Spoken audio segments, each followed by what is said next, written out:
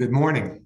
I am State Senator Joe Pennacchio. I and my colleagues, Senators Corrado, Testa, and Schepisi, would like to welcome you to our Republican panel for a frank discussion on New Jersey's curriculum and its effect on our children. Under the guise of diversity, inclusion, and equality, we have seen what I view as a sexual indoctrination of our children as young as 4 and 5 years old. Senate Republicans introduced the 3 R's legislative plan to fix New Jersey's controversial new sex education requirements. The 3 R's are repeal, replace, and restore. To that end, Republican senators have introduced a number of bills that would directly address these important parental concerns. We are all different. Everyone on the panel acknowledges and respects that. We would, however, expect the same respect and tolerance for parents and their absolute rights as parents to determine what is in the best interest of their children. That includes when and where it is appropriate to expose children to the spectrum of issues on sexuality. Young children, in my view, should be allowed to enjoy their formative years as they have historically done, without the confusion of sexual and political agendas that are being forced upon them. My words are not just political hyperbole. The standards adopted by the New Jersey Department of Education come straight from SICUS, the Sexual Information Council of the United States. Their website proclaims, quote, "Sex education is a vehicle for social change." Since when? If young children's minds are ready for these topics, why not expose them to calculus and other adult topics? Let kids be kids. While their minds are imagining Santa Claus and the Tooth Fairy, why is it this administration is insistent on confusing them with topics that many adults find too graphic and offensive to discuss? It is extremely worrisome to me that the premise of this sexual indoctrination written into the actual bill states that our children have, quote, an unconscious bias. Historically, we have been taught the opposite. Hate is taught. It is not innate to our children's minds. Today, we have a number of qualified speakers who apply science, rhyme, and reason to this important topic. The panel has asked Acting Commissioner of Education to participate. She declined. Prior to our discussion, I would like to introduce our panel. Senator Corrado, Senator Testa. Morning. Good morning. And I understand, Senator Schepisi, you also have a few opening remarks as well. Thank you, Senator Pennachio. And for anybody who's viewing this, we had some issues being able to link to the Facebook live feed. So we are going to be putting this forth for people to be able to watch. So for anybody who's a parent in New Jersey, such as myself with 2 children who were in public education, you understand how difficult the past couple of years have been for our children as a result of the pandemic. A lot of us as parents who have multiple roles, responsibilities, jobs, during the shutdowns, it was the first time that we really, on a day-to-day, got an insight into what our children were learning, and parents started getting much more engaged and involved. During the pandemic, while our children were not going to classes, while we were struggling with learning loss, learning lag for our own kids, the New Jersey State Legislature passed 2 separate bills that parents were unaware of. One of which is a diversity, equity, and inclusion bill for kindergarten through 12th grade, and then a separate one on sexual education standards that the New Jersey State Board of Education, in the middle of the pandemic, June of 2020, as they were not addressing how to get our schools open, decided to put forth certain mandates as to what needed to be taught in our schools at what ages. A lot of parents were unaware of this. A lot of parents had no idea what it meant. And a lot of our school boards and superintendents were left in an untenable position of receiving very little, if no guidance whatsoever from the state about how to implement this. I spoke out at the time that these bills were going forward, indicating that there was already a schism between parents and school boards and superintendents the timing of this was really inappropriate, and we needed to focus on the core subjects that our children really needed some additional help with. As a result, over the past several months, schools have been attempting to figure out how to implement these new standards. There were a lot of missteps. Parents were provided with resources that were very much age inappropriate, videos that talked about, topics from pornography to masturbation for children who were in grammar school.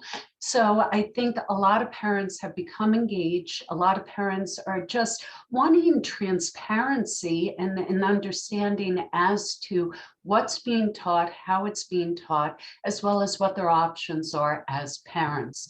I think you'll hear from this panel today, one of the biggest concerns that most parents, including parents such as me, are facing is this view that somehow, some way, parents are the bad guys, and somehow, some way, schools should supplement or replace parents, and parents no longer should have rights when it comes to their children's education. So it's a very complex subject, and I look forward to hearing from our panelists today. Thank you, Senator Schepisi. We have put together a very interesting group of panelists ranging from educators, school board members, a physician, researchers, and then probably most importantly, ending up with a group of concerned parents. So the first people that we're going to be calling upon are our school board members and people that are related to the school board and the work that they do. So first up is Sal Piarulli. Sal, are you there?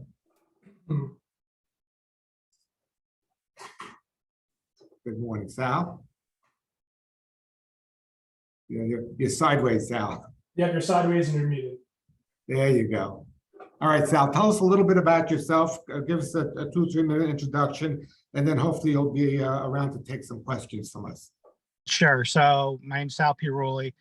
I'm on the Garwood Board of Education. I'm a parent first, and I need to specify that I do not speak for the Garwood Board of Education. I have to specify that because they're coming after me. They're coming after me hard because I was the first one to pass the resolution in the state to opt out of the sex ed curriculum and the standards that talk specifically about oral sex, anal sex, and masturbation and gender identity. This stuff should not be taught in our schools to little kids. Like I said, I'm a parent, I'm a dad. I think Holly just touched on it. We're not co-parenting with the government. Our kids are not learning script anymore in schools. They took God out of the schools. They've changed history, or they're trying to change history. We saw it last year with the Columbus statues coming down, the monuments coming down, and now they snuck this in the middle of the pandemic, when nobody was paying attention because we were fighting to get our kids back in schools and take the masks off their face. It's been tough. It's been difficult to even just to get the resolution passed because now there's tremendous pushback. As I think Holly said it also, that they're attacking parents now. They're not just coming after me, they're coming after the parents, calling us extremists, racists. I have a local Democrat councilman who's all over social media blasting every parent that showed up to say they don't want their kids to learn this stuff in schools or to be taught this. It's not the time or the place.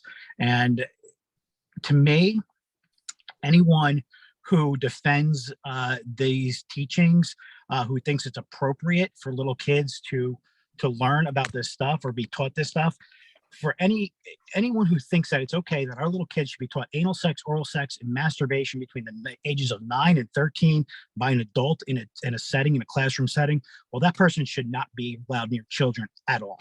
I have no idea how anybody is trying to defend these standards and these curriculums. To me, it makes absolutely no sense. My only thought is that they can't go at the parents because they realize the parents know better. So now they're going after our children. Thank you, Sal. Do you have a few minutes to wait while we hear from the rest of the panelists and ask the group of questions one Sure. time? Sure, Okay, hang on. Yes, next up is Andrew Choffo. Andrew is from my district, Parsippany, and you got the floor for a few minutes. Tell us what's on your mind, Andrew. Sure, thank you, Senator Pennacchio, first for the invitation, the ability to speak on this topic. As Sal said, I am a member of the Parsippany Board of Education. However, I do not speak on behalf of the board. I'm here as an individual citizen only. I've been on the Parsippany Board for 15 years this year.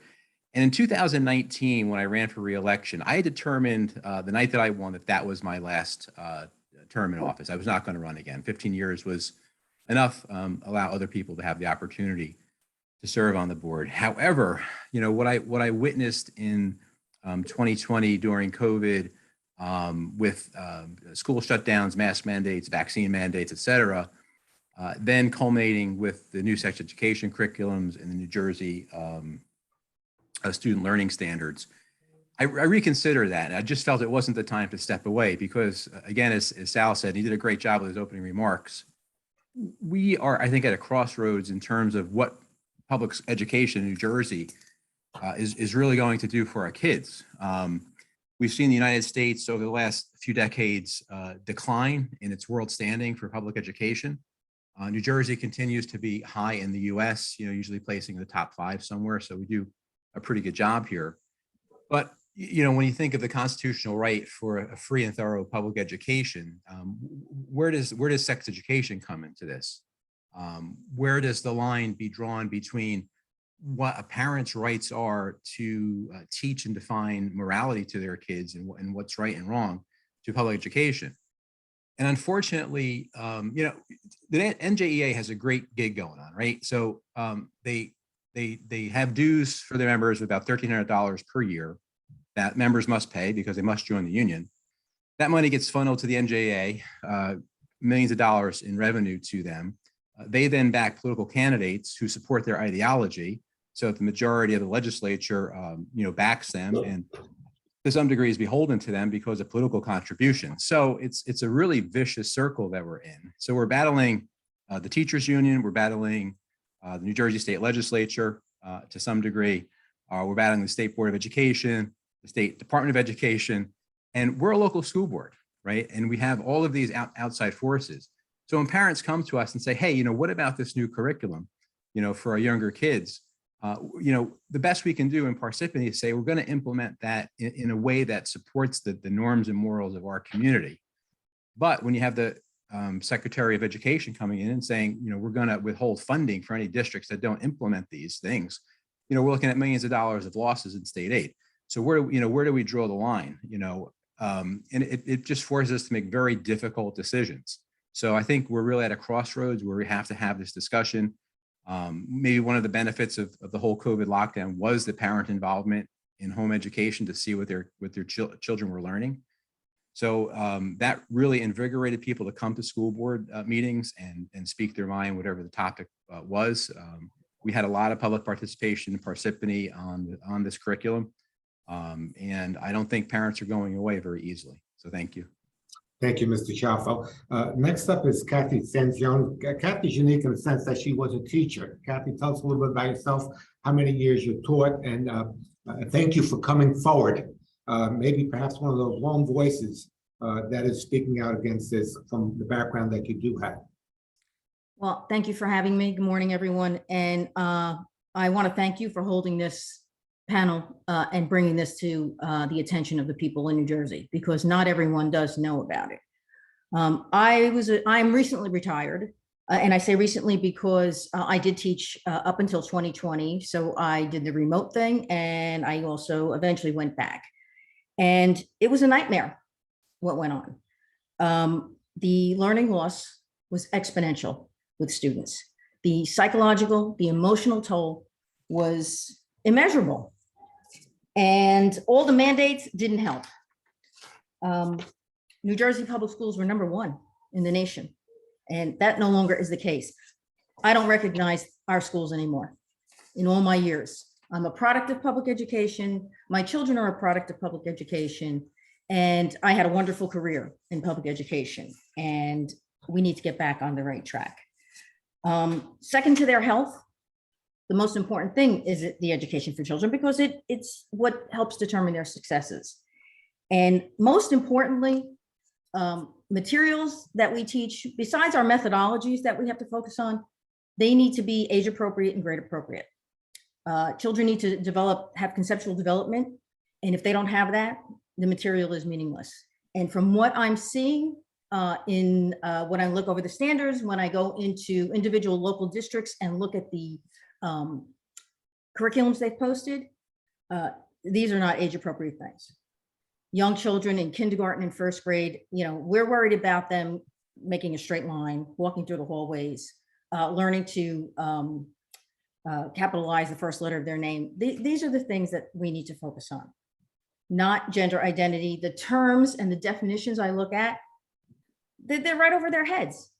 Plus, I also feel that these issues are not for the teacher to address. These are issues that should be addressed at home. As a teacher myself, I do not feel qualified to even go near these. And I'm not saying children don't have issues. They do. They should be addressed, but they should be addressed by trained certified professionals who know how to deal with these issues. They're very sensitive in nature. They're very complex, and it does not belong in the classroom. Thank you, Kathy. Thank you, Kathy. Sure. Okay. Hopefully you'll stay around also for questions. Next up is Eric Simkin. Eric, I'm saying you're from Voorhees Township. Please tell us a little bit about yourself. Hi, and thank you for having me. I did prepare a formal testimony that I would like to read. I think that parents all over the state really need to understand how we can unpack and deal with these issues. My name is Eric Simkin. I am a lifelong resident of New Jersey, and I currently reside in Voorhees Township in Camden County. First, I truly want to thank all of you for having this hearing. Unfortunately, there is a pervasive perception among many parents of school children that state elected officials are not listening to the public and that we are being left out of the system rather than being part of the system. As far as I know, this is the first Trenton generated meeting with the grassroots addressing the issues of health standards. So once again, I thank you for this opportunity and ask that you continue to do so. And I ask that the chairs of the Joint Committee of Public Schools, the Senate Education Committee, and the Assembly Education Committee do the same. To say that communications currently coming out of Trenton is confusing is an understatement.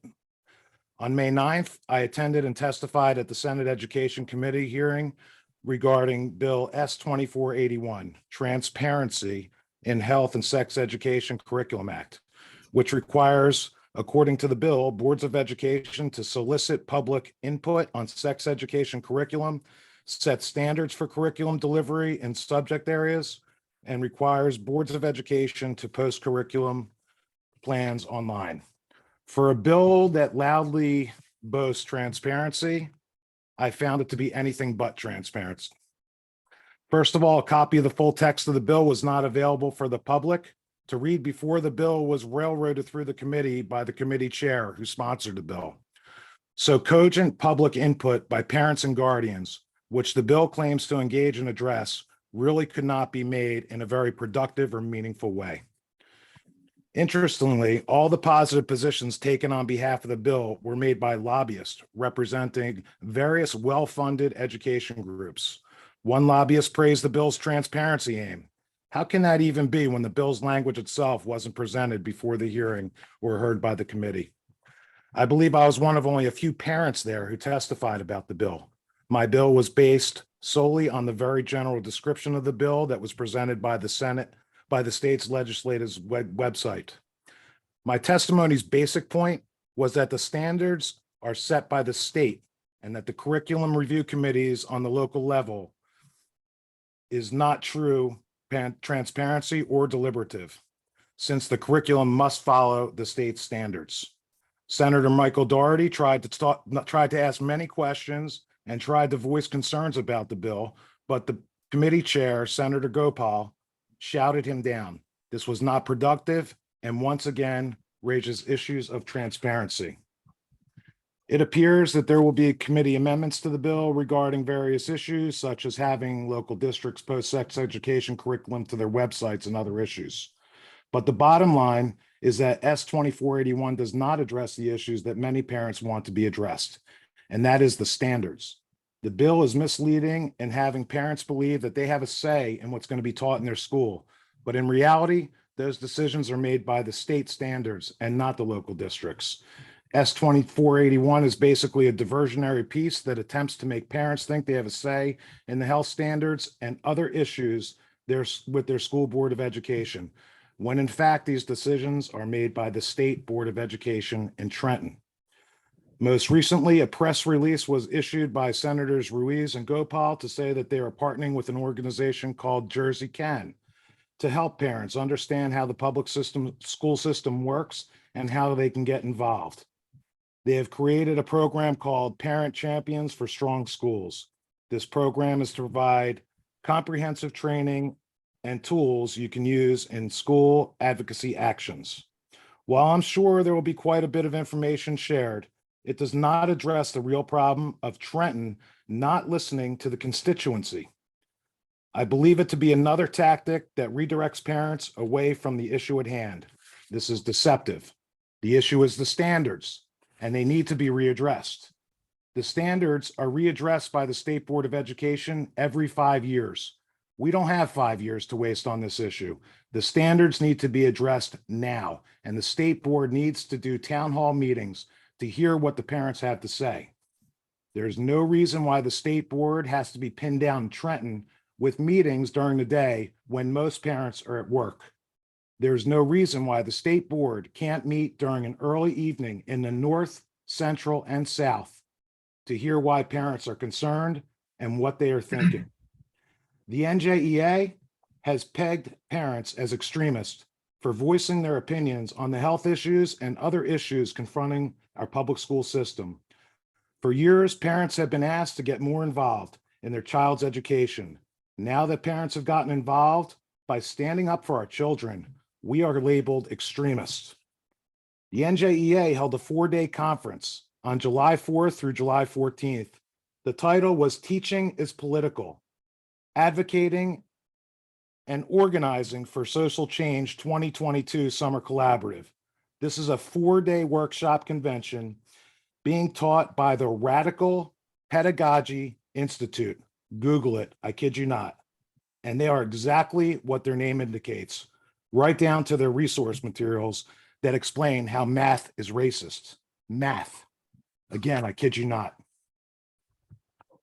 We are dealing with massive. Yeah, we have time constraints because we have other guests that also have time constraints. So if you can wrap it up, because then we'd like to ask you a few questions and we'll go on from there, please. Okay, well, I can assure you that based on my personal dealings with our local Board of Education, Voorhees Township, Camden County, they have a similar viewpoint of parents who speak out against them in any manner.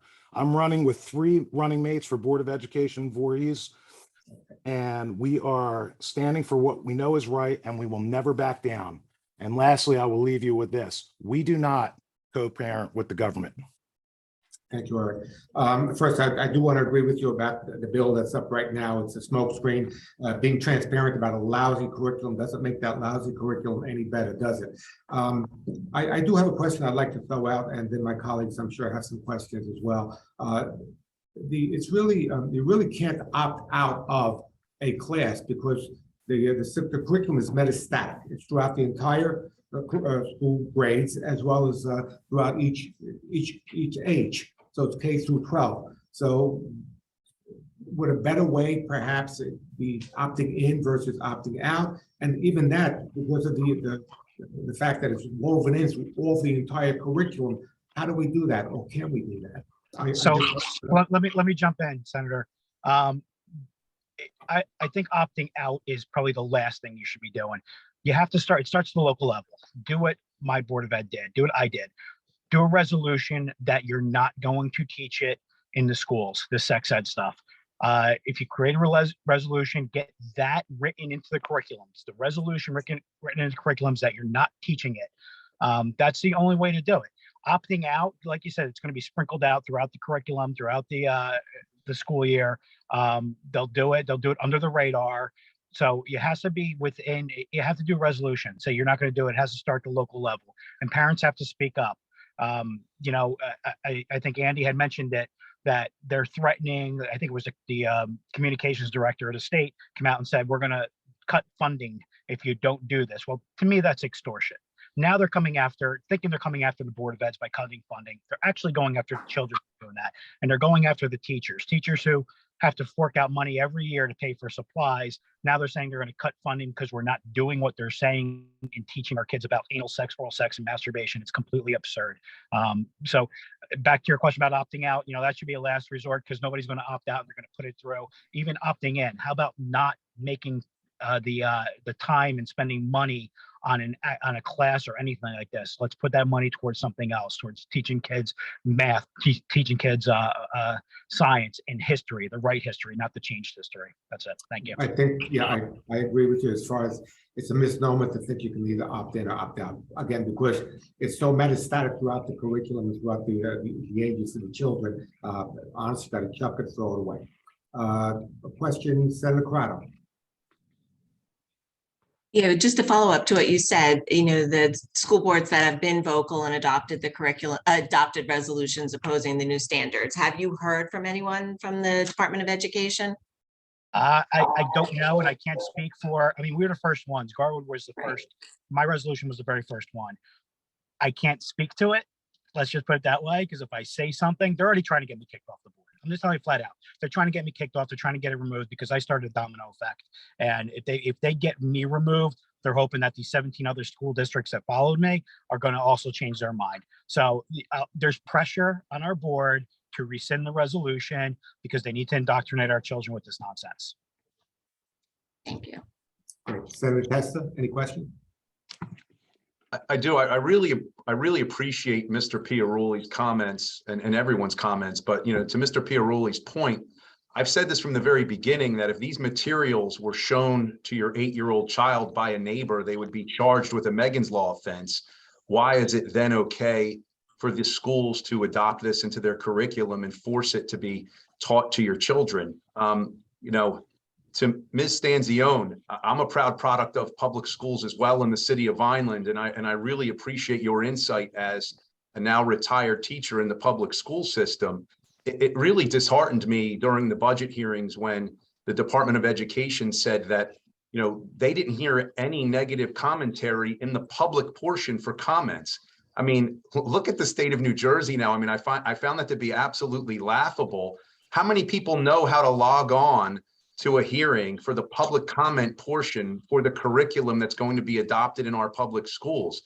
And what's even worse about this 15-second commercial from the NJEA, to Mr. Simkin's point, and thank you for being the South Jersey representative so far, Mr. Simkin, is that, when I went to public school, it was encouraged for all of the parents to be involved with their children's education. They wanted parents to be involved in the PTA. They wanted parents to be involved in extracurricular activities.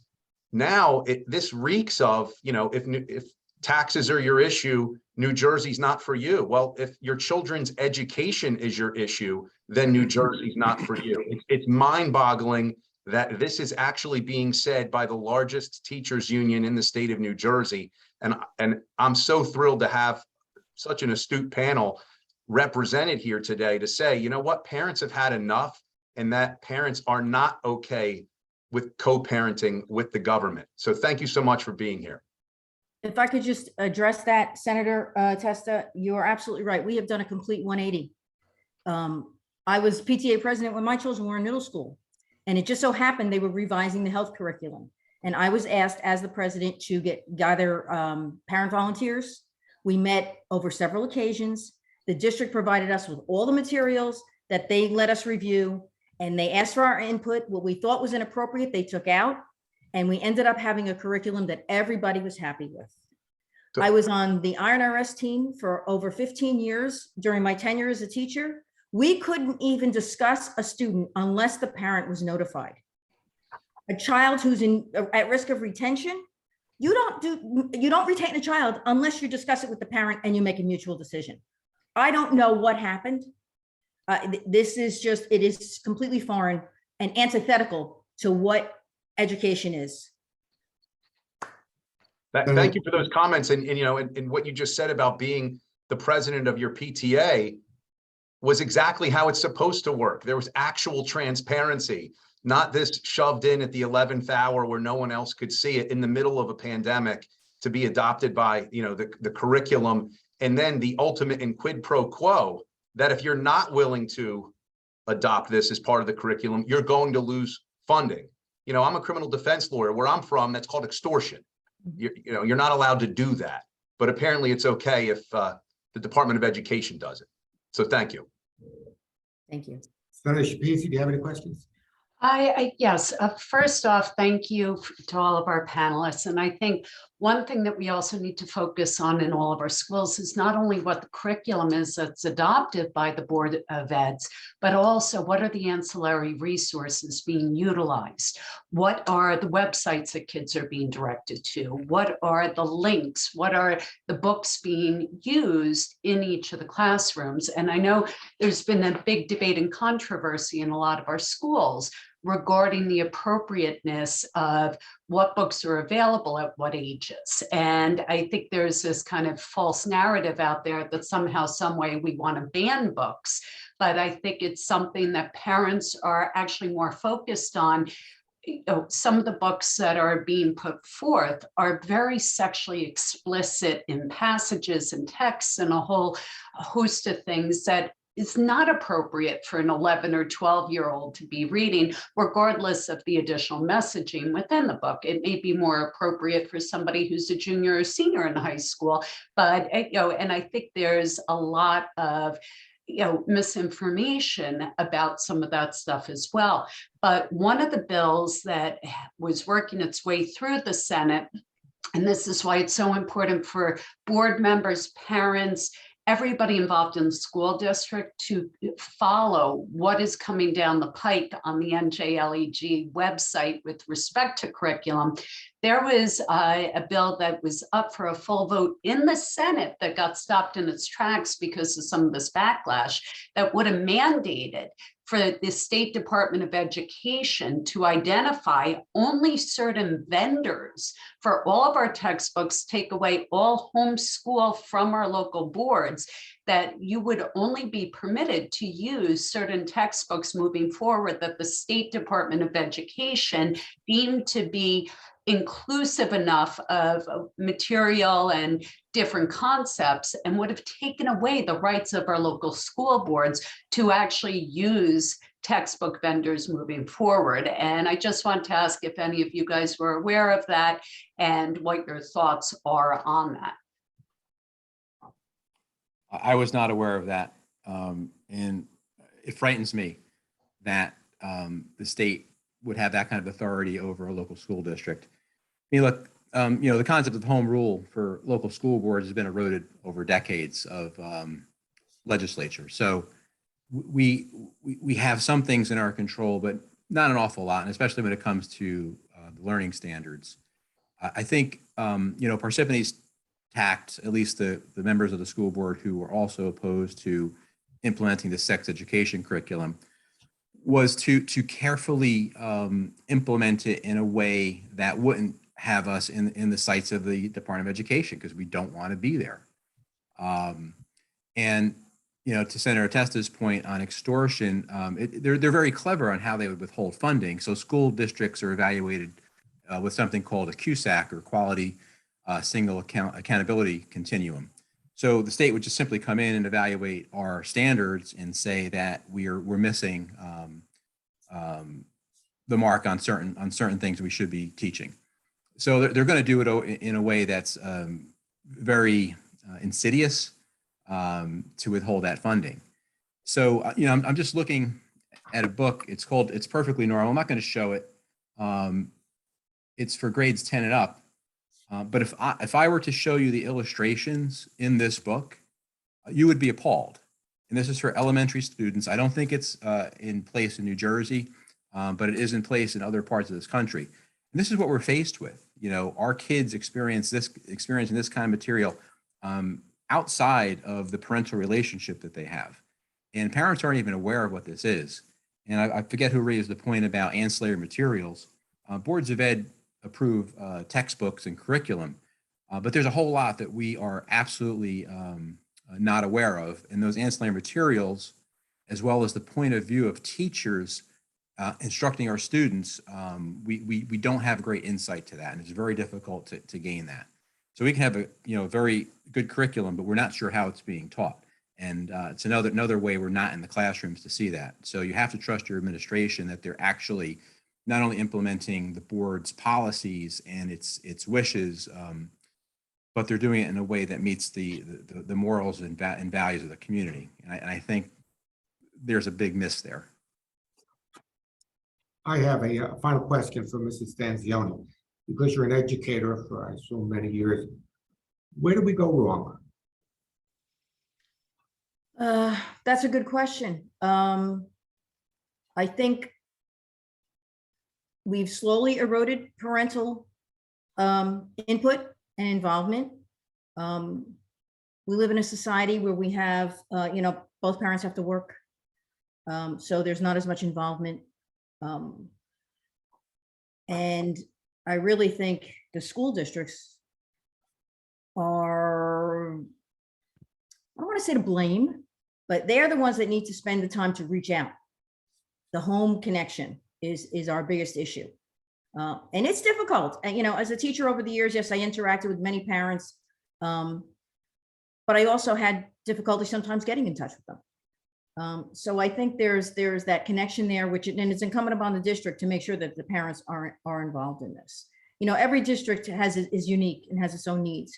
There is not a one size fits all.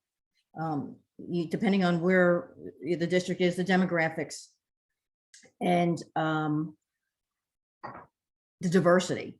You come from, I taught in a very diverse district. My children grew up in a very diverse district, and I feel we did an excellent job. The school I came from, my elementary school was one of the top 50 in the state. So I'm just going to pat myself on the back for that, and everybody else who I worked with, and the administration there too. My children, 2 self-sufficient, productive adults who can stand on their own 2 feet. So again, there's the connection between home and school. And I think that needs to be fostered more. The connection is being severed, and it's being severed deliberately, I think. They don't want parents involved. That's why we need to bring attention to all of this. And that's one of the reasons why I am going to run for Board of Ed in my local district as well. I see what's happening, and I am very upset. It saddens me to see what's happened to public schools. As I said before, and at the risk of repeating myself, we were number 1. And we worked hard at being number 1. And we turned out, we're very successful with our students. Our 4-year education rate in colleges and high school graduations. And we need to get back to that. But I think the key to getting back to it is parent involvement. Like Senator Testa, some of my heroes were teachers, the parents of immigrants. And if it wasn't for education, I wouldn't have achieved the things that I did in life, including my profession, which was a dentist. I cared very much about my teachers. I held them up to high esteem. I can't say that now. When you have the leadership of a group of people that I felt strongly for, telling parents that if you go against what curriculum standards are, then they're extremists. For a parent just trying to be a parent, what do you think teachers, if you can look introspectively, and this will be a final question before we get some of the other people on the panel, where do you think teachers went wrong?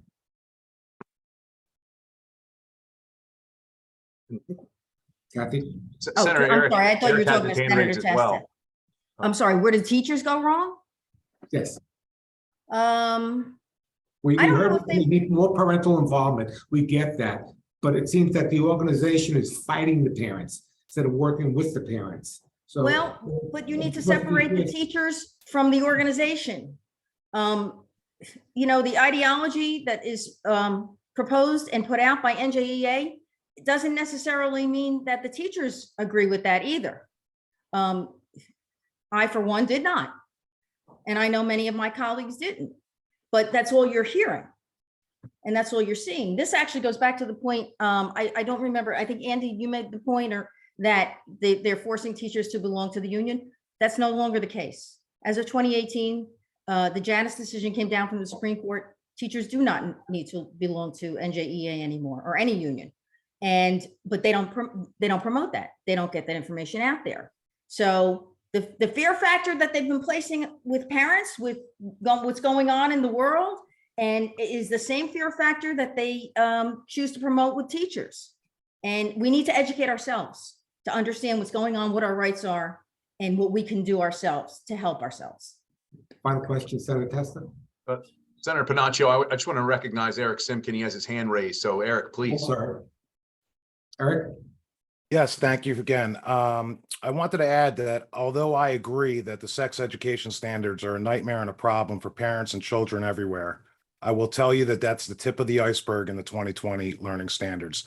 Diversity, equity, inclusion, that includes gender theory and anti-racism in every single area of curriculum: math, reading, science, social studies, language, and arts. There's no way to opt out of all subjects. It would be impossible. I do want to give also credit to Middletown in Monmouth County, as I believe they're the first district in the state that did require an opt-in. Lastly, when it comes to the conduit between the schools and the parents, and when I say parents, I mean legal guardians. I know that that can include a lot of different types of people, not just parents. But when you go to speak, you have a 3-minute time frame. Oftentimes, the solicitor of the Board of Education is gaveling you down. The president's gaveling you down. I've been to about 7 to 10 local districts board meetings, and they are all run similarly. There needs to be an oversight of how these boards are operating, conducting themselves, because they do not follow policy, statutes, or laws. Thank you all. I appreciate it. I think one of the things that positive things that has happened throughout this whole curriculum mess is that the Mama Bear and Papa Bear has awoken. And you can see that people are attending those meetings. People are running for the school board, and people are getting interested and getting involved. Thank you very much. Up next, we have a physician, Dr. Meeker, Meg Meeker. We also have a research scientist, Irene Ericksen, and they're going to tell us a little bit about the science behind what's going on and whether it benefits or it hurts our children. So first up is, we have that, I just see one face there. Do we have Irene or Dr. Meeker? I was on mute. I'm Meg Meeker. Good. I'm not Irene. Meeker, you're up. Yeah, I'm a pediatrician. Good. You're up, Dr. Meeker. Tell us a little bit about yourself, your academic credentials, and where you stand on this issue. Sure. I'm Meg Meeker. I'm a pediatrician, adolescent medicine doctor. I've been practicing for 32 years. I've written 7 books on parent-child relationships. In the late 1990s, I began studying sexual activity among teenagers and the sexualization of kids through media and our culture, pushing back against that. I am certified by the American Board of Pediatrics and fellow of the American Academy of Pediatrics, and on staff at Michigan State School of Human Medicine as we have medical students and residents in our practice. I'm currently practicing pediatrics. This topic is a very, very important to me because I have seen the other side. I have seen the disconnect between what's being taught in the culture, what's influencing our kids, and what's happening in reality behind closed doors. And the disconnect is striking. I have also seen the infiltration of the separation of the parent from the physician. So in other words, 13, 14 years of age, when a child is that age, we are encouraged to boot the parent out of the office, out of the room, and have a one-on-one talk with the child that is really talking about invasive language, very much like you're having in the school district. So I'm used to dealing with this and pushing against it. What I have realized in 32 years, however, is that the parent is the child advocate, and they're going to be the child's advocate for life. And the teachers are going to come and go. So when you present material in a school where the teacher presents it, which is counter to what the parent is saying, you have this tension between parent and teacher. The child is forced to choose who they're going to believe. And the child will always choose the parent in the long run, which puts the teacher in a situation where the child is not going to trust them over the long run because they're saying things that are contrary to what mom and dad say that. My second concern is that when you introduce concepts to children as early as kindergarten and first and second grade that are beyond their cognitive capacity to incorporate and assimilate, it does psychological damage because these are the early years when children are learning to evaluate the world around them. What is a tree? Does the sun go up? Does the sun come down? And they're learning these concepts, and they're forming an opinion about what life is about and what is reality and what is not reality. In other words, you're in the second grade. Sam walks into the class. He's got pants on. He looks like a boy. You say there's a boy, and the teacher comes along and says, well, no, you could be wrong. And the child begins to doubt themselves. They begin to doubt their ability to recognize the world around them and form opinions about what is true and what is not true. So that's very damaging to a child's psyche. So the big problem here is you're introducing concepts around sexuality and gender identity that are far beyond the child's ability or maturity cognitively. And when you do that, it's traumatizing to a child. It adds confusion to a child. It makes the child doubt their ability to reason. And this sticks with them for life. Anybody who has ever been told by a teacher in the 5th grade they're stupid, you're 35, you think you're stupid because it sticks, because it's a psychological and emotional issue. My other concern is teaching kids about sexuality, gender identity, sexual activity at an early age. Traumatizes the child because they not only understand, they're seeing it taught in a vacuum.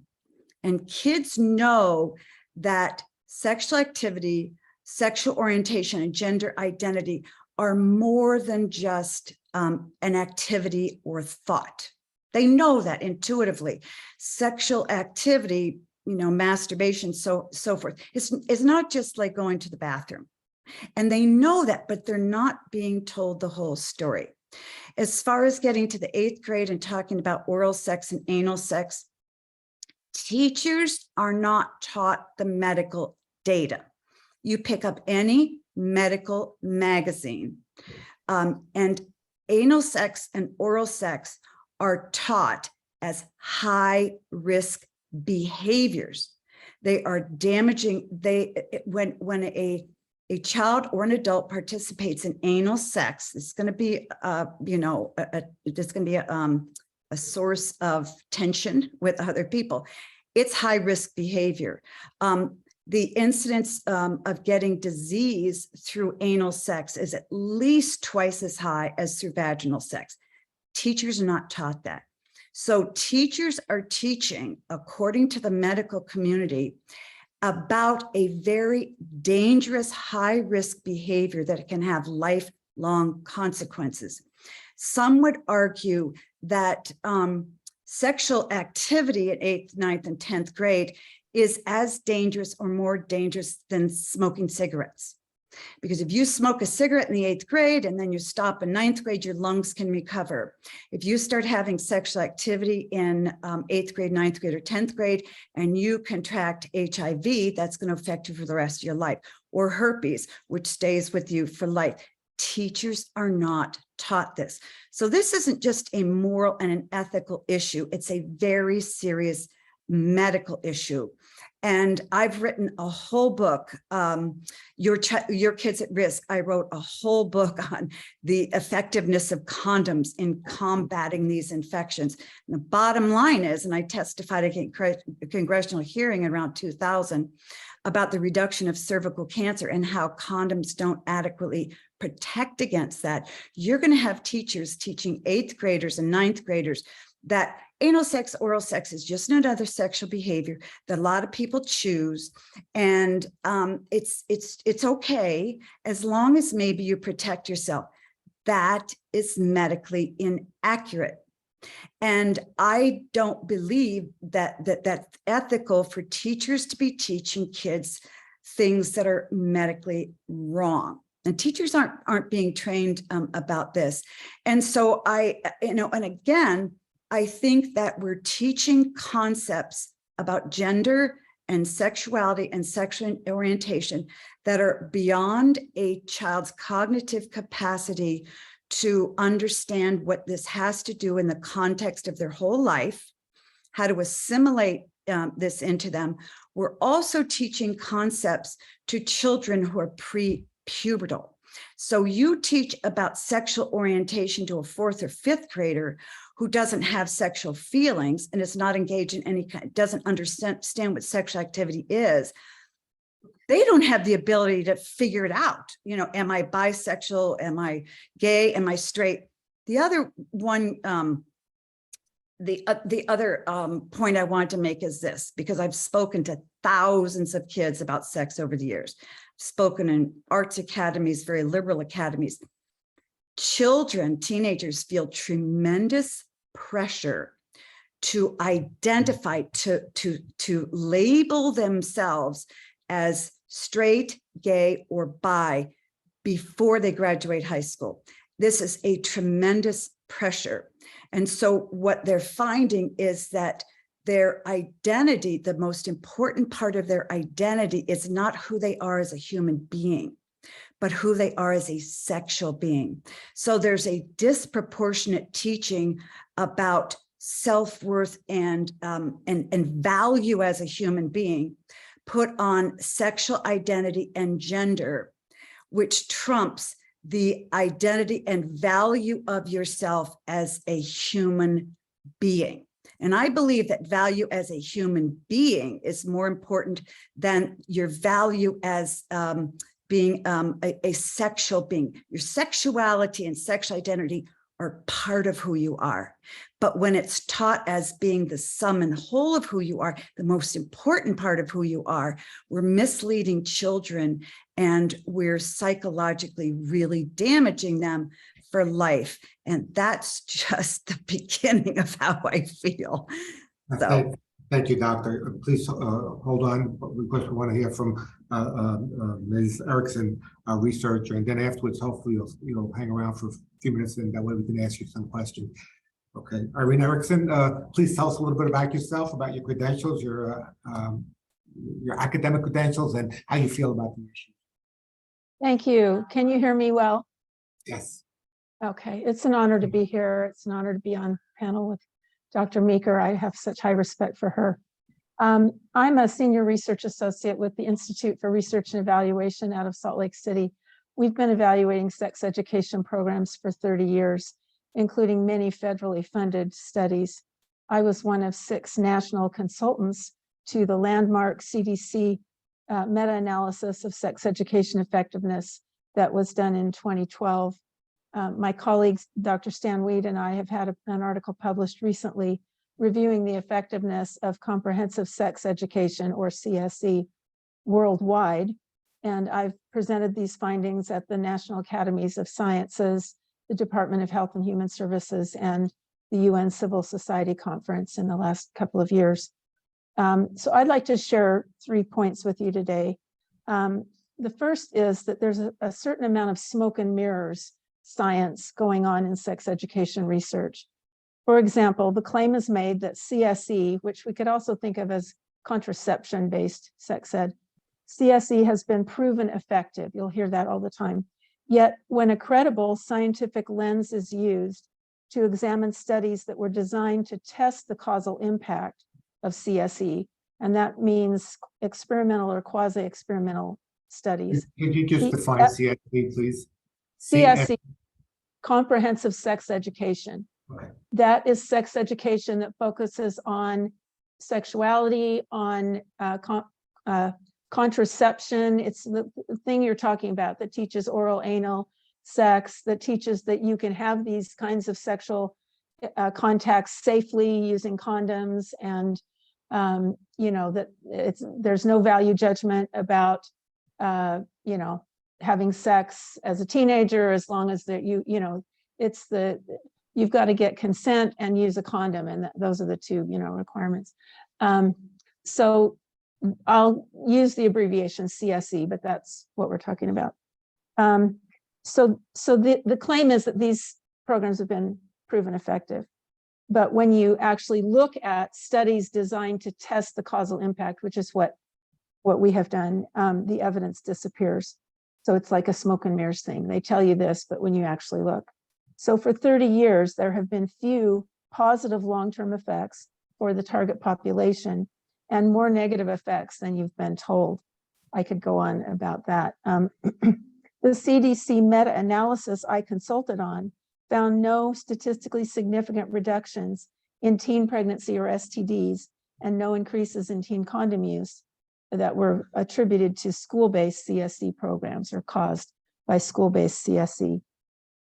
So my second point is that we have examined the recent Goldfarb and Lieberman review of CSE research, and we found similar problems, this smoke and mirrors kind of problem. Now, this CSE, or this Goldfarb and Lieberman study, I don't know if you're aware of it, but it's being used widely now to justify some of the trends that you're fighting against. Sex education for kids in kindergarten. They're saying that it prevents, you know, dating violence and bullying and all these things, okay? And that it can reduce child sex abuse. So their study claimed that they showed that CSE should begin in the early elementary grades in kindergarten, and that it can reduce child sex abuse, dating violence, and bullying at school. Yet the vast majority of the papers cited as evidence for these CSE effects were not studies of comprehensive sex education or any type of sex education. They were studies of other things like classroom discussions, children's story hour, school drama programs, musical performances, media campaigns, and violence or sex abuse prevention programs. But all of these are programs whose content and methods are very different from CSE. Equally important in terms of this Goldfarb and Lieberman study, most of the evidence cited did not meet scientific standards for evidence of effectiveness. There were very few experimental design studies that measured effects lasting past the program's end. And many of the papers were based on inadequate sample sizes, some as small as 15 or 20 kids, which is not acceptable. Because of these fatal flaws, the Goldfarb and Lieberman paper does not show scientific evidence that CSE is beneficial to children in early elementary school, or that it can reduce sex abuse, dating violence, or school bullying. And just, I want to be clear, there were no scientifically credible studies of the impact of sex education on young children. So its effects are unknown. This is important because it means that subjecting little kids to sexual content in the classroom will, in essence, be experimenting on children. Okay, so that's important to know. There's no evidence about this, so they can't tell you that it's been shown to be effective and that it should happen. Finally, Goldfarb and Lieberman appear to have a vested interest in their own findings. Both are contributing authors of the so-called National Sex Education Standards. These are the ones developed by SICUS, and their study endorses these standards, interestingly. And Goldfarb is the author of 2 CSE programs or curricula, and therefore stands to benefit financially from a study finding strong support for CSE. It's interesting that one of the programs that Goldfarb is an author on has very kind of graphic and, controversial content like what you're concerned about. One of the lessons for 12th graders, I'll just quote here, describes bathing together and mutual masturbation with a boyfriend or girlfriend as, quote, important because these behaviors can help build connections between people without any risk of STDs. This was in a lesson for 12-year-olds. I'm quoting from it. I've been on their website. I've seen the curriculum. So in my view, this is not appropriate at that age, and it's not appropriate at any age. So finally, my third point is that there are good alternatives to CSE. Our published research review included the more recent studies of abstinence-based programs, and there appears to be better evidence for these strategies than for CSE in the US. Internationally, we don't have enough data, but in the US, there's more evidence of real effectiveness and fewer harmful impacts. And finally, research shows that involving parents in this kind of education increases its effectiveness. So thank you. That's what I had prepared. Well, thank you again, both for coming in and sharing your wealth of knowledge with us. I just have a couple of points, and I just throw it out there. Perhaps you can enlighten me. Part of the premise for the bill that included diversity, equality, and made this all happen was under the premise that young children have an unconscious bias. So could you share with me, are there any studies out there that would show a young child as young as 4 or 5 having an unconscious bias where this type of curriculum indoctrination would be necessary in order to reprogram that unconscious bias? I'll just open up to both of you. Meg, you're muted. Yeah. Can you explain what they mean by unconscious bias? No, I cannot. Okay, I don't think they That's can the either. point. The point is that part of the And- premise of the bill was because children have an unconscious bias, they want to right that wrong. And I would throw back to them, and so do they as adults.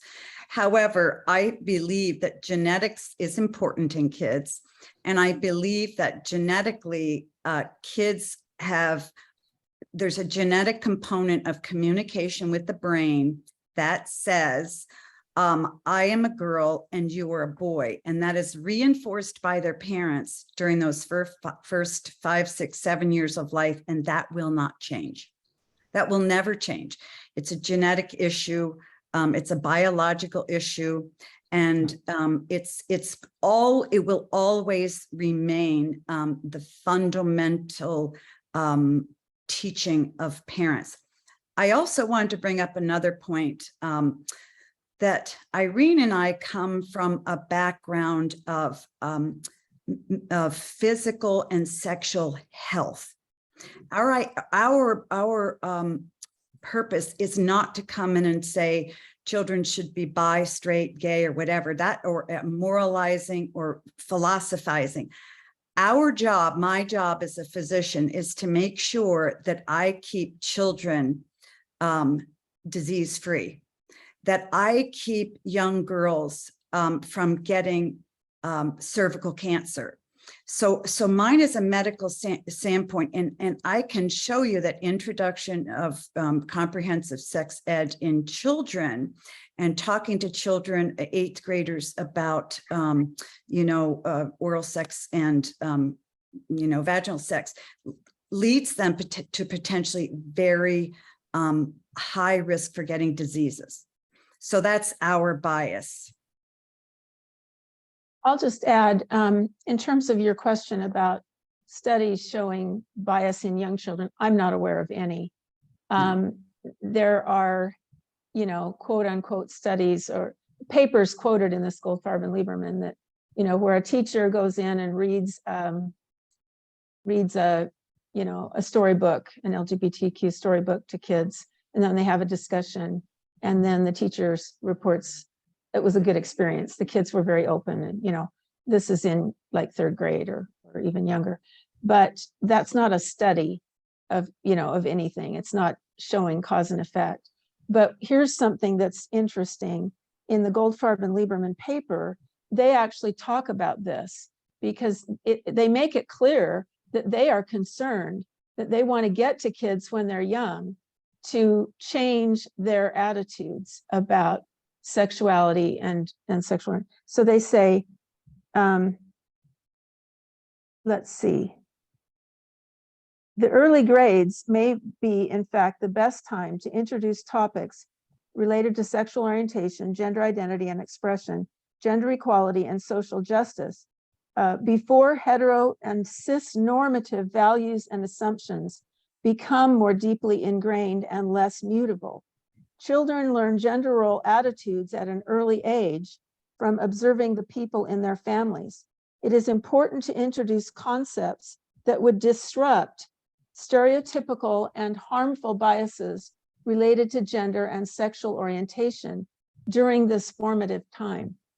So what they're telling you is this is their clear agenda, is to get to kids as early as possible to shape their views about gender orientation, sexual orientation, this cisnormative thing, heteronormative. And so, it raises the question, who decides what is harmful bias? Who decides which biases are harmful and which aren't? Well, not parents. They don't want parents to be doing that because they're concerned that they need to get to the kids early because their parents are influencing them in the home, in the family.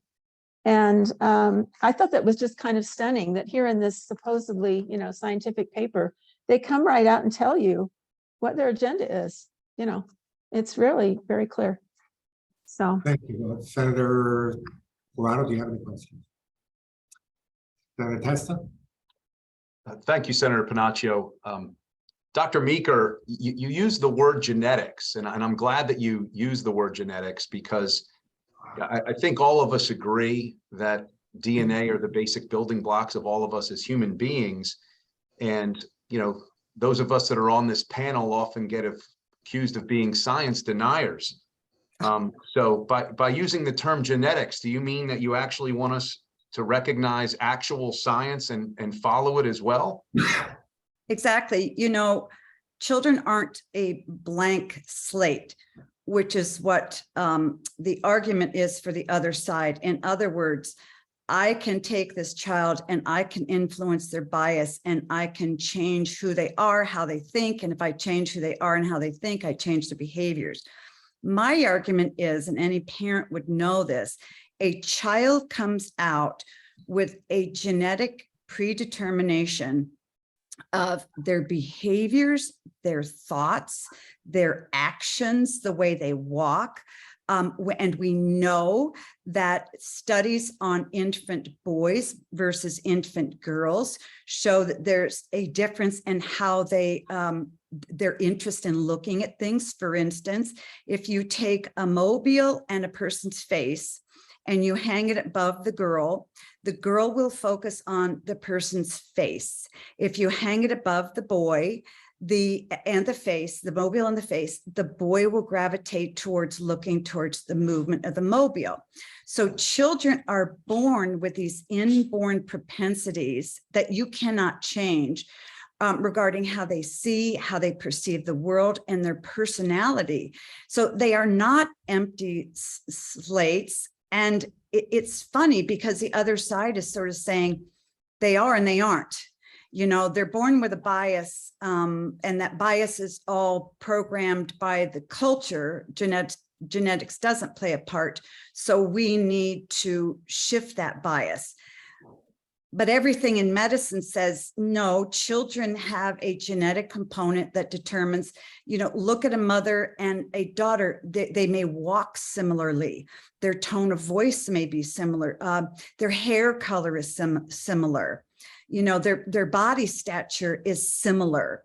And so it's completely unreasonable to think that genetics would affect every part of the person except for their intuition and their thought process and their cognitive development, because clearly genetics you'd think it was common sense, but medically, we can prove that genetics has a profound effect on every part of the person, including the way the person perceives the world from the time they're born. Thank you, Dr. Meeker. I know we have to move on. I just have one more point, and this point is for Ms. Ericksen. From the Goldfarb and Lieberman paper, and I want to read this because it's a quote. Children as young as preschool age not only comprehend, but can openly discuss subjects as varied as gender diversity, gender nonconformity, and gender-based oppression, making it the ideal time to begin creating a foundation for lifelong sexual health. And the quote also extends to waiting until 8th grade algebra to first introduce the subject of math would be absurd. The same is true for sex education, says Goldfarb. I mean, I think that's a complete logical fallacy. Obviously, comparing sexual education to algebra in 8th grade. What are your thoughts on that? That's 1A of my question, and 1B is how much has New Jersey curriculum been influenced by both Goldfarb and Lieberman? Okay, so the Goldfarb and Lieberman do not have scientific evidence for what they're claiming about, this being the best time and that it's important to get to these kids early to influence them. There have been no studies of this because it hasn't been happening.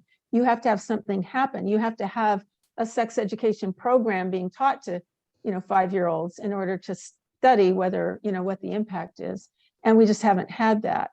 So one of the points I want to make is that we just don't know either one way or the other. I'm not saying that we know that these, this would be very harmful for kids based on studies, because we don't have studies of it. The kinds of information Dr. Meeker's presented that's developmental and that's, about cognitive, capacity and that kind of thing. There is a lot of evidence for that kids aren't ready, for that. But, these authors, this Goldfarb and Lieberman, so what this curriculum that that she has helped to write has, lessons on, in kindergarten, The Princess Boy for 7-year-olds, graphic lessons identifying male and female genitals and their functions. Lessons for 11-year-olds, where they teach them to say someone with a vulva instead of girl or female, someone with a vulva. Lessons for 11-year-olds. Let's see, that was that. There's a lesson that directs 11-year-olds to a website called sexetc.org that has stories on the homepage about masturbation and transgender men getting pregnant. So I'm just saying to you, this is more about their agenda than about the evidence. This is about what they want to have happen. They have a lesson in 7th grade for 12-year-olds on how to decide whether you want to be in a sexual relationship. For 7th graders, So Ms. Ericksen, your comments essentially say that there's been no peer-reviewed studies on this issue. This is their hypothesis, and the experiment that they want to conduct is on our children. Now, Am I let correct me in be saying clear. that? Well, they have presented this study they've done. It's been published in one of the premier journals of, medical journals, the Journal of Adolescent Health. It's a sham because most of the studies they cite, 80%, are not studies of comprehensive sex education programs. So you can't claim that you've got evidence for CSE when most of the studies are not studies of CSE. And in this particular topic of child, early childhood sex education, there are no studies. There are studies of child sex abuse prevention programs. And some of those have had some positive effects. Whether they've actually prevented sex abuse, we don't know, because that's hard to measure. But those programs are very different from sexuality education, the kind that they're proposing, where they, I mean, this lesson, 6-year-olds, they have a lesson, a graphic lesson identifying the genitals. This is for kindergarten, I'm sorry, for 5-year-olds, identifying the genitals that, quote, most boys have and most girls have. So they're teaching 5-year-olds that you can be a boy and not have boy genitals. You know, you can be a girl and have boy genitals. At 5 years old, there's no study that tells us whether that's beneficial for 5-year-olds or not. We are just shooting in the dark. We're experimenting on our kids with that kind of material of content for 5-year-olds. Thank you so very much. Thank you, Senator Testa. Senator Schepisi will round up the discussion on with you. Thank you so much. And I think one of the biggest issues that we're grappling with in the state is this all or nothing approach, where if we don't accept, you know, what the Goldfarbs of the world and amaze.org and Advocates for Youth want at the earliest of ages, that we are not being supportive of the LGBTQ community. And one of the things that we're trying to put forth is how to be supportive for children who truly are part of the LGBTQ community without having to inject sexuality into every subject at the earliest of ages. And under some of the new protocols in the state, sexuality is being put forth in every topic, whether or not it be math or science or music or art, and as young as kindergarten and first grade. And so one of the questions that I have, for our panelists are, has any research or any studies been conducted on, the impact of societal influence as opposed to genetics on LGBTQ youth at these very early stages, as well as, do you have to have actual sexuality put into every topic to be supportive of youth, or is it better to just focus on teaching children to be kind and accepting of one another rather than have to over-sexualize everything? My answer would be you should avoid bringing in sexuality into things, because from a medical perspective, when you begin talking about sexuality, you can't unhook it from sexual activity. If you teach 8th graders that, oral sex, vaginal sex, anal sex are on the table, and that's really, then what you're saying is those are okay options, and they're not dangerous, and they're very, very dangerous. The bottom line is, from a medical standpoint, an infection standpoint, and we know that infections are related to cervical cancers, esophageal cancers, laryngeal cancers, and many other things, that from an infectious standpoint, beginning to teach children that sexual activity is acceptable and okay is not only dangerous, it goes against every medical good research paper out there that says sexual activity is not for kids. No physician could come forth and say it's not dangerous from an infection standpoint for a 16-year-old to have sex, with or without a condom.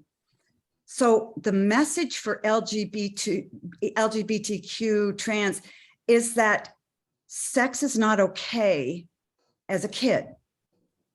And nobody can argue from a medical standpoint that that's not a true statement, because sexual activity, which is the result of all this teaching, right? You talk about gender, you talk about sexual orientation, and so on and so forth, is leading kids to form an opinion about sexual activity. And if you lead a child to believe that sexual activity as a teenager is safe medically, That's malpractice. So there's no medical reason why we should No. be having to teach children No, who are 10, 11 years old about Well, pansexuality. It's dangerous. It's Yeah, because and we have all the medical evidence to show that it's dangerous physically for a child, a 16, 17, 18-year-old to have anal sex. That's indisputable. But this is the part that's been left out of all of this education. It's medical data. It's all sociological, psychological, behavioral, but there's no incorporation of medical risk and benefit. Right.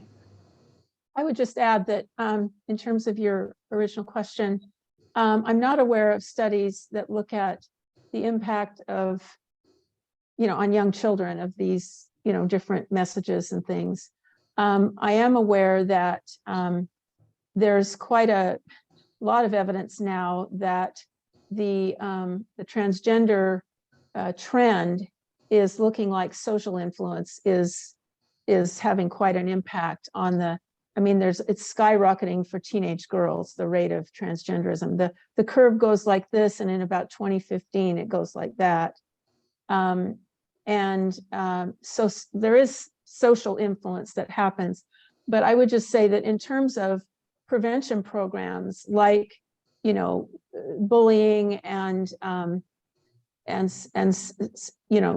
sexual health, the abstinence programs have always kind of had the position that abstinence is equally good for heterosexual and gay kids. In fact, there may be some evidence that gay kids are more at risk for exploitation. And so it's equally protective for all teenagers to abstain, no matter what their sexual minority or identity status is. And likewise, an anti-bullying program can be effective across the board for all kinds of bullying, including the ones related to sexuality, without a hyper focus on sexuality. So I think that there is not necessarily evidence that you need to really hone in on these sexual issues, anyway, that's. And last question, and I am greatly appreciative for you guys being here. There is, this simultaneous push that parents need to be taken out of the equation, and that engaging with parents by the schools, whether or not it be on transgender issues, LGBTQ, sex education, that parents are inherently the bad guys, and that it's detrimental to the emotional and psychological health of children who may identify a different way, for schools to engage parents in those discussions. Are you aware of any studies or research or efficacy of those arguments being made?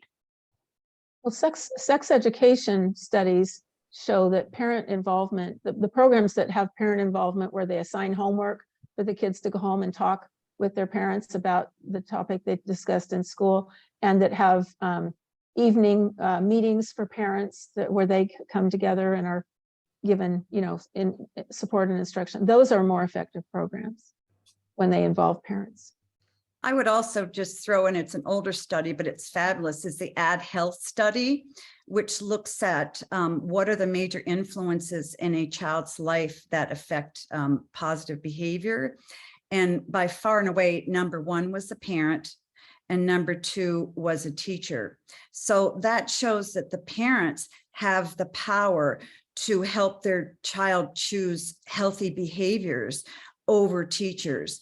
And so that's why we need parents involved in decision-making about behaviors and beliefs that have lifelong consequences. Thank you. That's a very clear, well-known study, so.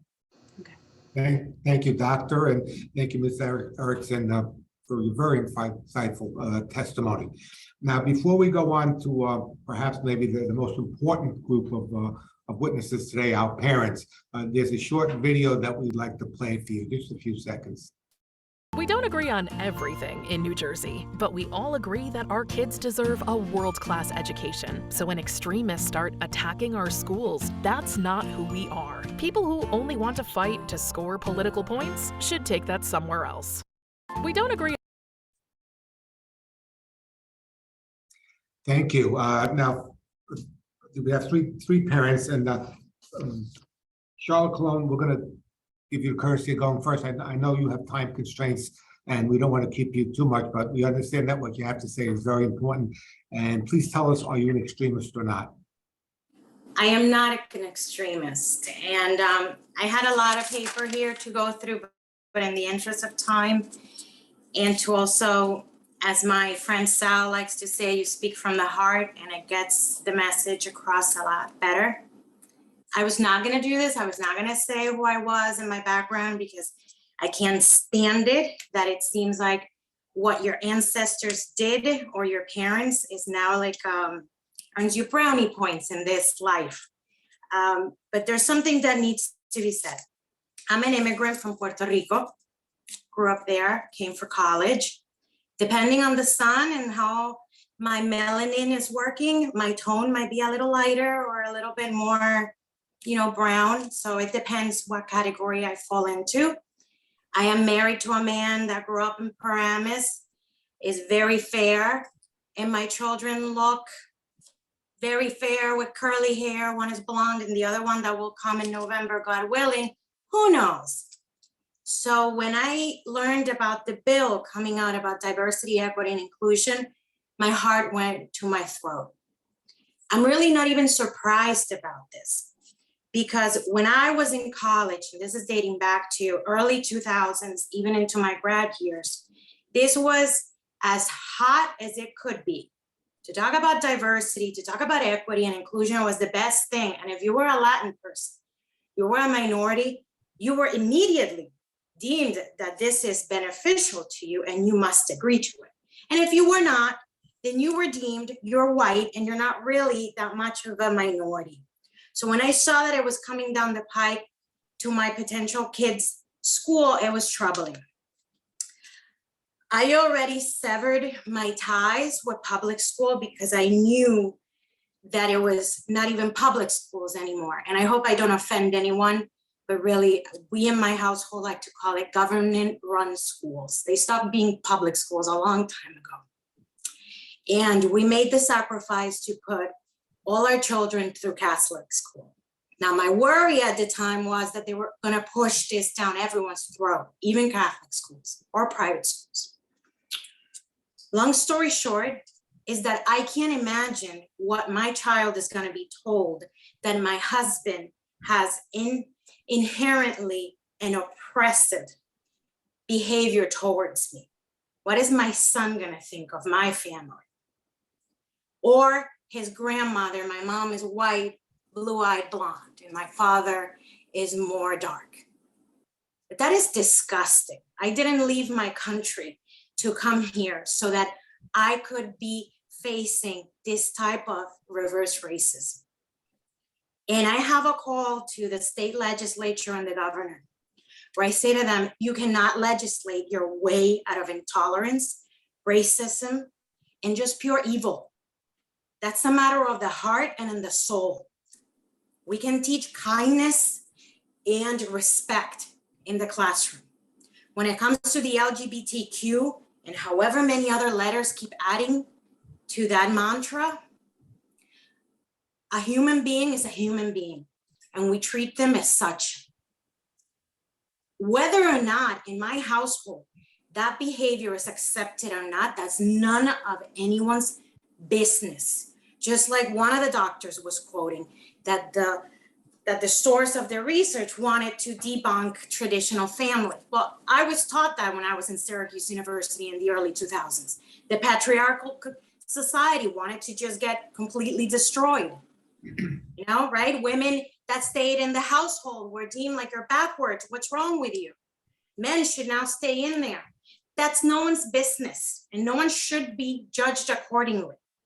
But because this is in vogue, and also I want to go even further, Google it. You can get a degree in diversity, equity, and inclusion now from any of the major universities.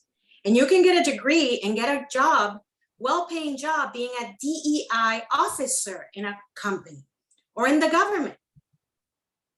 And what is it that they are? It's a modern day Gestapo. You're there doing what? Making sure that if anyone were to say, hey, I am not for equity, I'm there for equality. I don't want everyone to have equal outcome. I'm not for that. That sounds too communist, too socialist for us. Then you're deemed like you're not abiding by the morals and values of that company or the government that you're working for.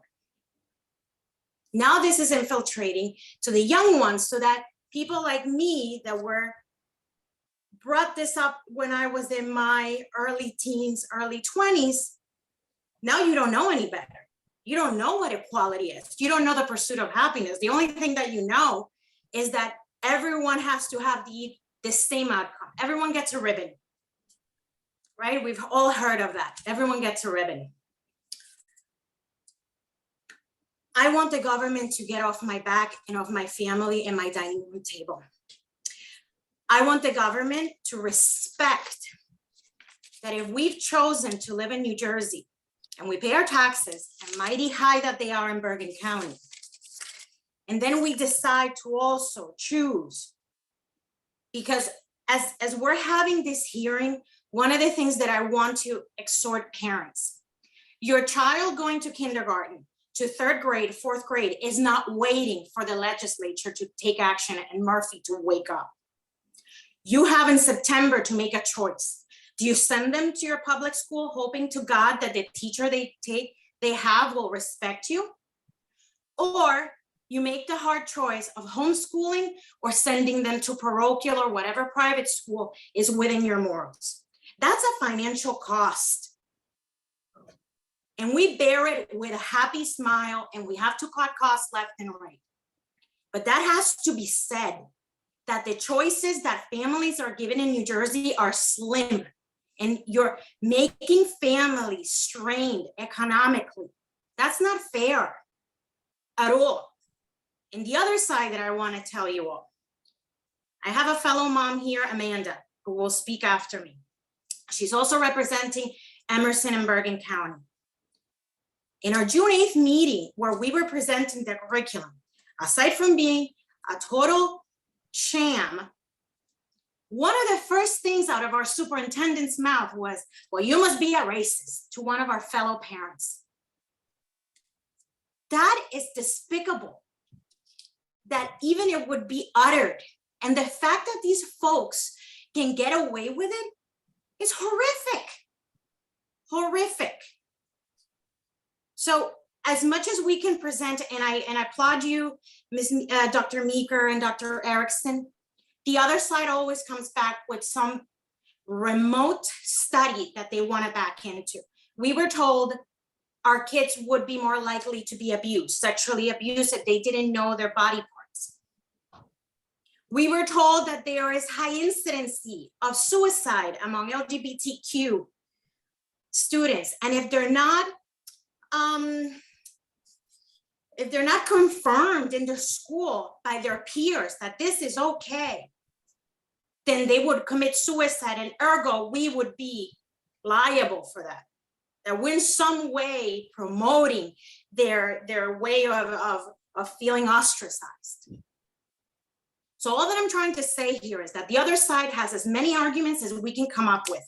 At the bottom of the day, the tentacles of Trenton are going everywhere. We can see it with how DEP is growing. We can see it everywhere. Enough is enough. And to the parents, how many houses have I knocked on? And they say to me, Charlotte, I'm scared. I don't want to be ostracized. I left my country because I don't want my children to be ostracized. I don't want my children to be deemed like the ones that, don't like the gays or don't like this, or, what is that? Enough is enough. The parents need to stand up. We're putting our neck on the line. My kid is not going to Emerson Public. God forbid, one day I cannot pay that tuition. Look what will happen. Educate, not indoctrinate. Thank you, Charlotte. You had mentioned Amanda Riccardi is also from Emerson. Amanda? Hi all, how are you? Thank you for inviting me. I am going just can, Charlotte, if you can, if time will allow you, we will save our questions for the next speaker, after the third speaker. Please go ahead, Amanda. I'm sorry. No problem. Thank you for inviting me to this panel today. My name is Amanda Riccardi, and like Charlotte said, I am a parent from Emerson, New Jersey. I hold a full-time job, but if you were to ask my children what my job is, they would tell you my job is to keep them safe. And I hope that one day that they understand the lengths that I go to make sure that they know how far I've gone to make that happen. The new comprehensive health and physical education sex ed set forth by Trenton in the heart of COVID 2020 is nothing short of unethical. My parental rights have been violated and my children's innocence will soon follow if a change is not made. Having a teacher, an adult who is not my child's parents discussing genitalia with them up to the 2nd grade is something I never thought that I would have to worry about in my lifetime. Having masturbation taught by a teacher in the 5th grade, it crosses a whole nother line. And then having an adult discuss sexual feelings and desires with 10, 11-year-olds, it's very alarming. And now it has been standardized. The discussion of hormone disruptors, anal and oral sex at 12 years old, my Lord, there is a time and a place for children to learn about these topics, and the ages set forth by Trenton are simply too young, let alone inappropriate. Yet our school districts are mandated to set these into motion. If they don't, they are receiving threats from the state. Why is this mandate being pushed so strongly? What is there to gain? How does this benefit the children? Why weren't parents involved in the creation of this agenda? Why was this agenda passed under the radar in June of 2020 without input? Interesting. Speaking of the agenda, I quickly learned that reading through course curriculums is not my forte. I hold my master's degree and I have an award-winning sales background, yet I struggle reading through the curriculum and the resources provided. The format and the lingo is simply not something that I am used to. If I am having a hard time with this part of the process, I am certain that other parents are also. At the minimum, parents need a comprehensive and easy to understand communication about what is about to be implemented into their children's education. Whether this is done in a letter, an information session, a video, there needs to be communication in layman's terms regarding what is to begin in the school for our children. This has been the forefront of conversation with parents for months. And to Charlotte's point, I can't tell you how many parents I have come across who have said to me, I'll get to it. I'll get to it. I'll get to it. I have faith in our educators. You have faith in our educators. Do you have faith in the politicians behind that about the new agenda that's coming down the pipeline? And getting to it, time is here. Next week, Hours in Emerson gets voted into place, the curriculum. I would hope that something that was implemented on a state level so that the parents who are too overwhelmed by the curriculum itself can truly understand what their children are signed up for, so that I and all parents can make a decision of whether or not we want to opt our children out of this, so that parents do not feel that their local school district is the one who has put this into place. More so than ever, parents and teachers need to be united, and this has certainly caused a feeling of disconnect from a parental level to a school level. We need to all work together for the benefit of our children. We cannot be scared by Trenton. My biggest fear is that having our children lose their innocence to these topics at such a young age will open Pandora's box. Grooming of children starts at a young age, as does this agenda. Interesting. Why are we normalizing inappropriate conversations between adults and children? How do we let our children know that it is inappropriate for an adult to even talk to you about your private area when it is being normalized at a school level by a trusted individual such as a teacher? In a co-ed environment, nonetheless. Not only have all parental rights been completely disregarded with the creation and implementation of this new sex ed curriculum, but this now puts all parents in a position to decide whether or not we need to teach our children about these topics before we, their parents, feel that they are ready.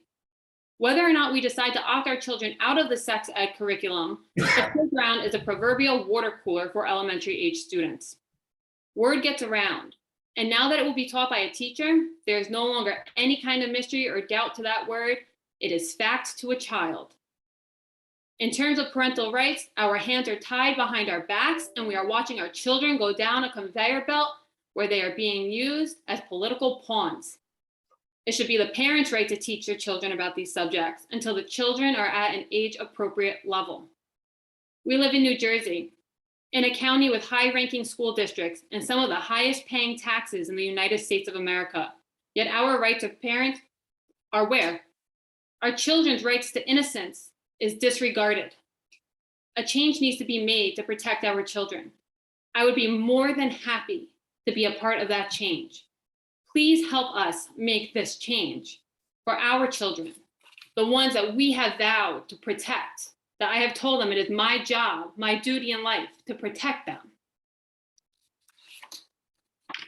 To Senator Testa's point before, if a neighbor was to hand my child some of the material that you're finding in these course curriculums, if they were to do that, it would right away be vowed off as Megan's Law.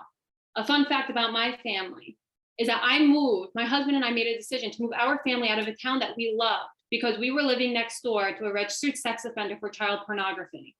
We uprooted our lives and we moved on over to Emerson. And I had that same anxiety-ridden feeling now. Every single time that this crosses my mind, as I used to have when we lived in our old house, and I would go outside and I would see that man's car sitting in the driveway. This is not okay. Nothing about this is okay. And if it feels innately wrong, it's because it is. Thank you. Thank you, Amanda. Last but not least, Dina Buccino. I understand you are from Woodcliff Lakes. Yeah, I'm from Woodcliff Lakes. Good morning or afternoon now. My name is Dina Buccino. I live in Woodcliff Lakes. I moved to Woodcliff Lake 3 years ago for the school system. Our Board of Ed hired a diversity coach 2 years ago, and they had a Zoom meeting for the parents. The first thing said was the mistake teachers make is calling them boys and girls. They might not identify. We were also shown an empty boardroom and were told, I bet most of you would never picture a Black woman running this meeting. A parent asked, how do we reprogram the child if the parents don't think like us? And they told her to stay on the call after the meeting and they would discuss it. Pretty scary. My daughter had an assignment last year. She was 12. It was a transgender on video talking about the different sexes they can be. At the Board of Ed, the parents were told, sorry, the assignment was too advanced for your kids. Now on to the next agenda. I opted my daughter out of the health class, but found that they are putting it in other subjects when I saw her book she had to read for ELA. Totally Joe, who was wearing dresses at the age of 4 and has a crush on Colin. What does that have to do with English? I, as a parent, am against any teaching of sex, gay or straight, to young children. When the law was put into place, 18A35-435, it states the teaching should be put in the appropriate place, which means our Board of Ed can put it only in health and not in other subjects, and the child can opt out without penalty, but that's not happening. There are a large number of good bills, including the 3 Rs that are being introduced, but with a strong majority of Democrats in the New Jersey State Senate, I don't think that they would have a chance of passing this session. A bill I think may have a chance is the BA 370, which requires the public schools to post curriculum plans online and requires school districts to make textbooks or other materials used in implementing curriculum plans available for inspection by parents and legal guardians. I had to get it under 2 minutes, I thought. Well, thank you. I'm sure there's going to be some follow-up questions. I just want to throw something out there and just get your response because I think it's important. Let's just break it down to rudimentary basis here. Who has your child's best interest in mind? When they're sick, who takes care of them? Who worries about them? Who plans out their life and their educational process? Is it you or the government? Me.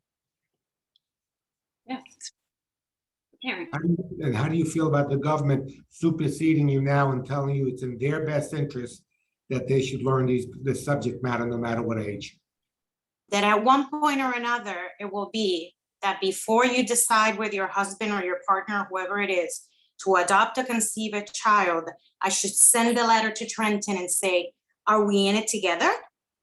Because it's becoming to that point that I don't know where else they're going to be satisfied. Let's say we all agree that this is hunky-dory and great. What's next? Because as the other panelists have shown, follow the buck. There's always money to be made. And unfortunately, as one of the panelists said, the retired teacher, we can all agree in most of New Jersey, 2 parents have to work. And if one parent has to work twice as hard. So the mind is incredibly busy.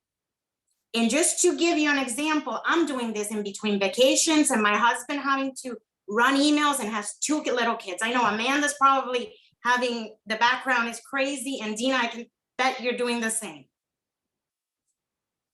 You know, this is a distracted populace. Is the best way to pass all of this. And it's very disheartening. We bear the risk first. Like I said, September is around the corner. To your point, Senator, to answer your question, Senator Pennacchio, I feel like my hands are tied behind my back and I'm watching my kids go down a proverbial conveyor belt for a political agenda.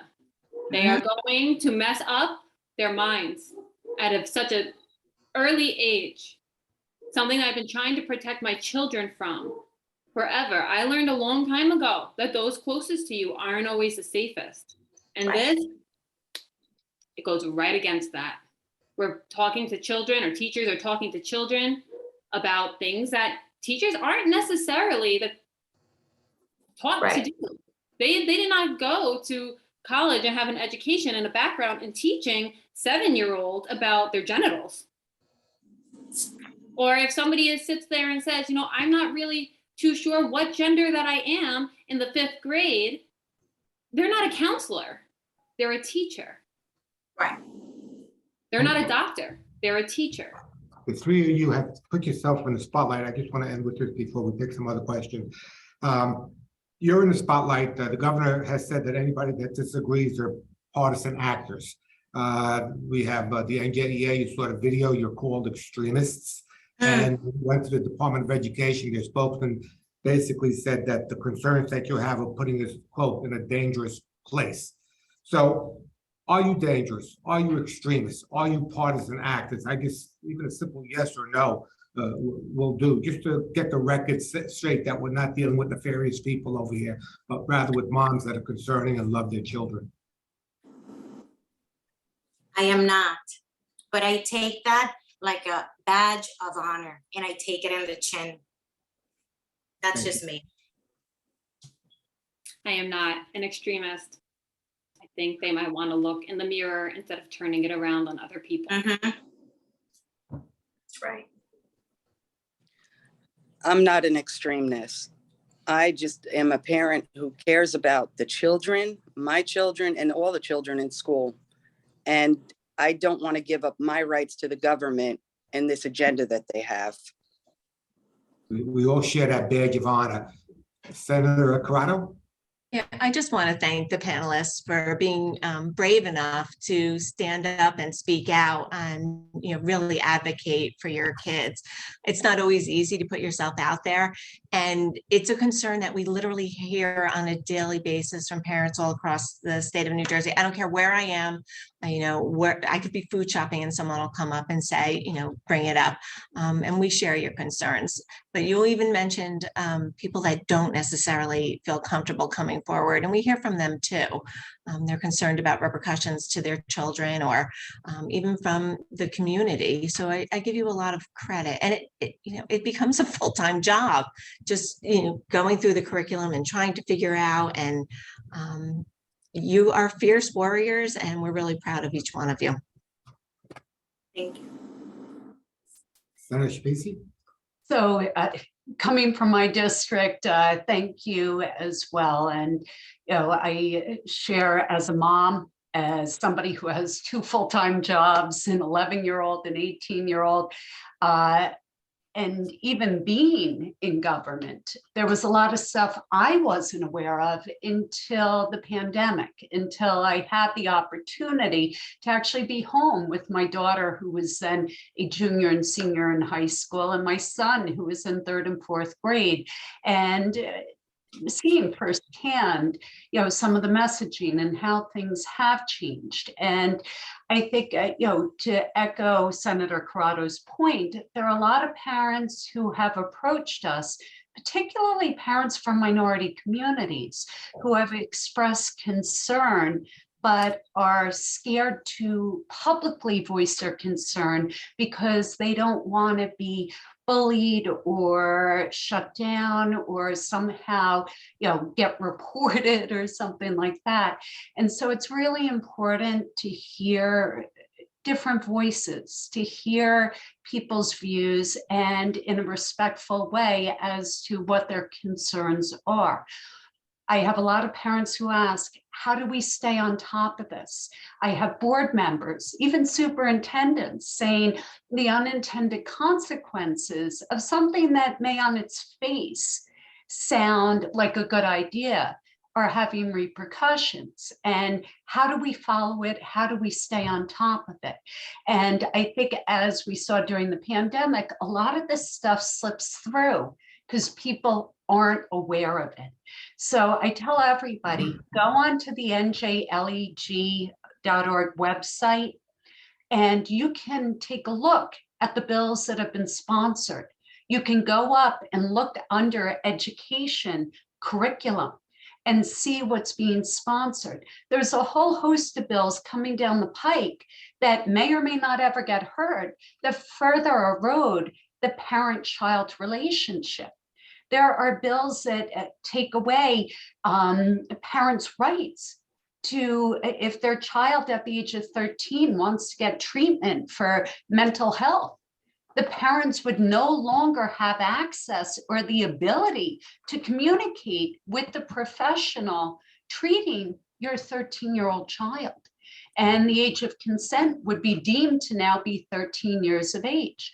So these are things that all are kind of an interplay with what's going on in the schools, the attempt to take parents out of the equation, as well as, to put forth narratives that parents who are engaged and who do have concerns are somehow, some way a bad actor or, some plant or something. And so I really do applaud your tenacity, and I applaud and I encourage any parent who's listening to this, whether or not you agree or disagree, to keep engaged and understand, and don't allow yourselves to be silenced, because we need to be able to foster respectful discourse and dialogue on these topics without people feeling fearful to express an opinion.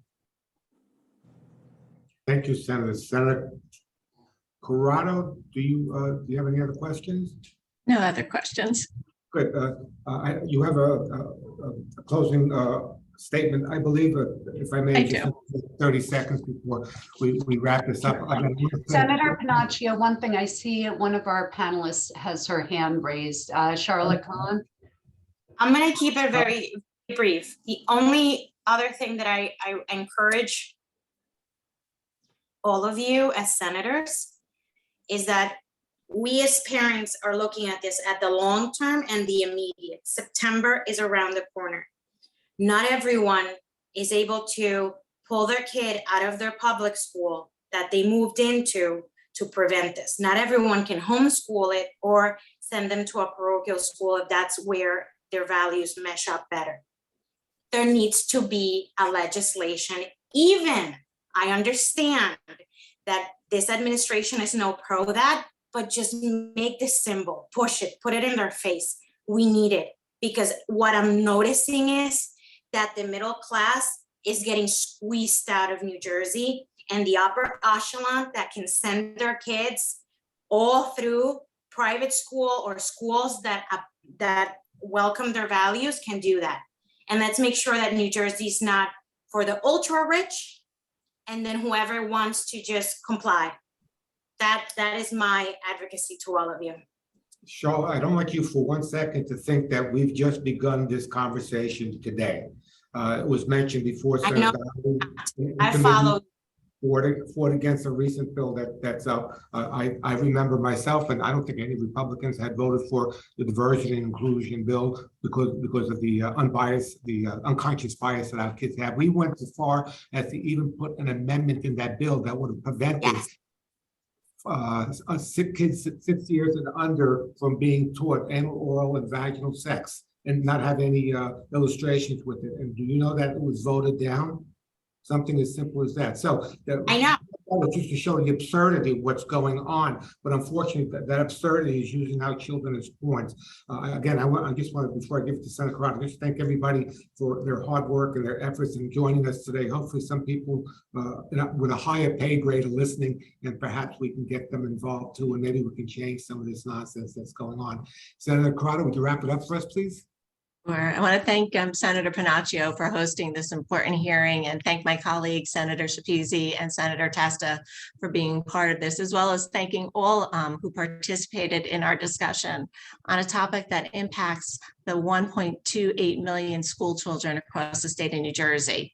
And during the pandemic, parents in the 40th district and from all across the state began voicing concerns about the new state learning standard requirements. And as I mentioned before, these are concerns we hear from parents on a daily basis about. Many, as you all are rightfully anxious, confused, and worried about the effects of these directives. And as a grandmother of a 2-month-old, a 5-year-old, and a 10-year-old, I share these concerns. Bureaucrats believe they know what is best for everyone. And I think we can all agree that every child is different. Education should never be one size fits all. Unfortunately, if a person disagrees with this, you are automatically now labeled as an extremist. New Jersey should be working to inspire parental participation, not trying to lock them out. Last year, I introduced the Parental Bill of Rights to empower parents, providing them with the fundamental right to engage in and direct their child's education. We need to be extremely cautious about what we're teaching 5, 6, and 7-year-olds. And the words we hear over and over again from parents are they want an age-appropriate curriculum. They want us to focus on fundamentals, and they want to ensure that learning loss is dealt with from the pandemic. We should never condemn the concerned parents of children. And I want all the parents that were here today to know that we hear you loud and clear. We're going to continue to fight for you, for your right to be a parent, to be involved in your child's education, and to be their advocate. So thank you to all of you for what you do. Thank you. And once again, thank you to all the participants today, and thank you to the viewing audience. Hopefully you found it insightful. Thank you very much. Have a great day. Thanks. Thank you.